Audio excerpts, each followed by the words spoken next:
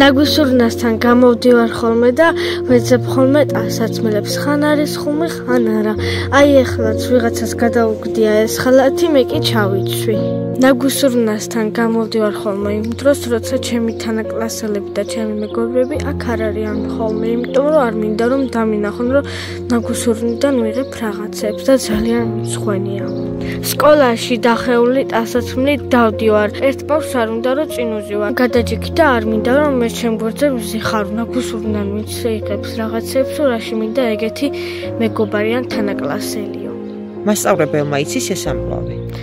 არა, როუბნები არ მინდა რომ ჩემ გამო ისინი დასაჯოს. ისინი მართლა სამობენ, იმიტომ რომ მართლა ნაგვისურნიდან ვიღებ. გაჭირობა არ არის სამარცხვინო. სამარცხვინო არის შენი თანაკლასელის ქმედება.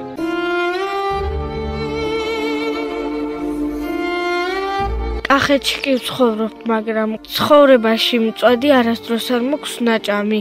ბევრი ამობს, რომ ძალიან გემრიელიაო და ძალიან მინდა რომ გავშინჯო.